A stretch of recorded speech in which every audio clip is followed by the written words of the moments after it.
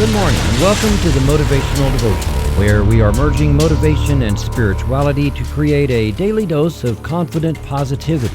I hope that this morning's podcast will help you to be more spiritually and positively motivated so that you can transform your day. This past summer, I bought a little hot tub for my Florida room so I can sit by the big windows and relax while I enjoy the birds, the sounds of nature, and the light that floods through those windows. I didn't realize at first that the filter pump has to run 24/7, like forever. If it doesn't, the water becomes stagnant and things will start to grow in it.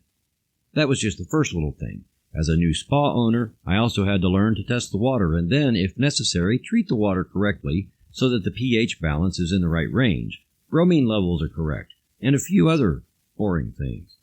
So, in addition to the test strips, I also recently got a pH meter that I could just stick in the water and get a reading without having to use a strip. That's pretty cool, but to use it, I need to learn. I can see what is on the meter, but it doesn't make any sense to me right now. I need to know what range it should be. I need to know what to do if the pH is low or if it is high. Time to go back to school. Time for training. So, this got me thinking. Measurement. We measure all the time, don't we? We measure other people. We measure ourselves. We measure our performance. We measure other people's performance. We measure our appearance when we look in the mirror. We measure our physical build. We measure countless things about ourselves, and we measure a lot of things about other people. But let me offer something that I don't believe many people at all keep in mind. What are you using when you do your measurements? You might say, well, your brain, of course. All right, fair enough. But how accurate is that? I mean, if we use our brains to measure our own performance, how can it be 100% accurate? We can't be objective when we look at ourselves, and then there is this other aspect of measuring, which is how to interpret the reading. In other words, what are we basing our measurements against? Popular buzz in the media? The latest bestsellers in business success? Publicized details about people we want to model ourselves after? I believe that most of us have internal images and expectations of how we measure up. Most of those images and expectations are wrong. Sorry, but I'm not going to sugarcoat it. It's true. We have false expectations of how we should measure up to the rest of the world. Your job performance where you work isn't entirely black and white. How you're measuring up in your personal relationships isn't even close to black and white.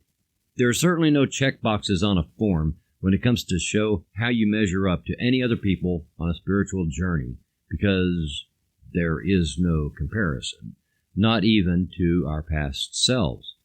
We need to involve ourselves in some measurement training so that we can dispense with some of the negativity that might hold us back from our dreams and goals.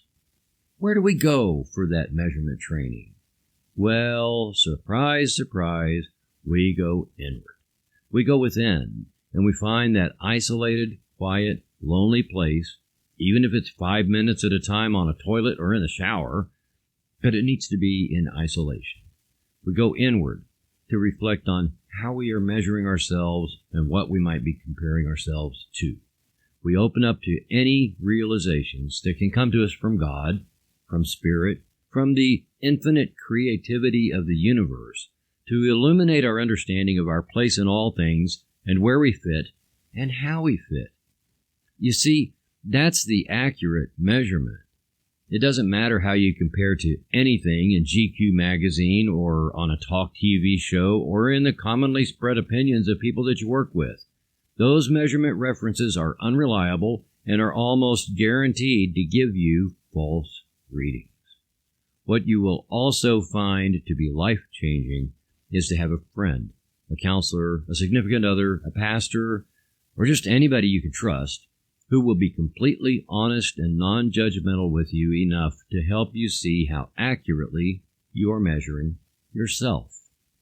What you will find when you do this kind of measurement retraining is what I found, which is that you may not have been reading the measurement device, in other words, your brain, correctly, or maybe you were getting a clear reading but interpreting the data incorrectly.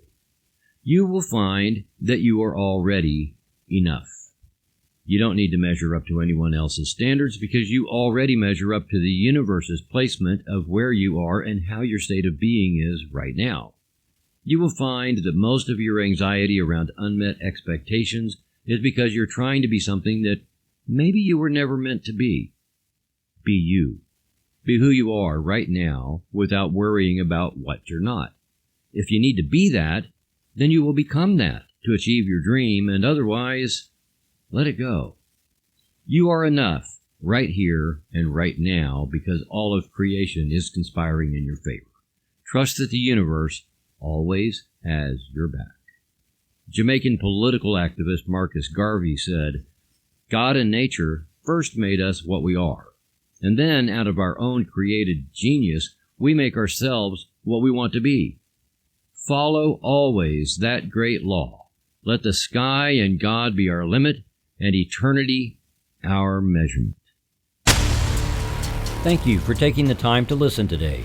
Please help keep this podcast going by following the Motivational Devotional Facebook page, following @Threefold-Way Radio on Twitter, and sharing the written format of today's message from motivational-devotional.com on your social media.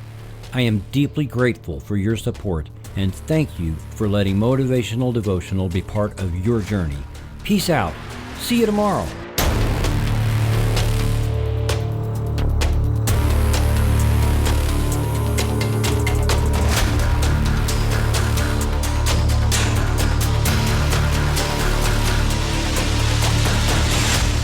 Motivational Devotional is a production of Threefold Way Radio, LLC.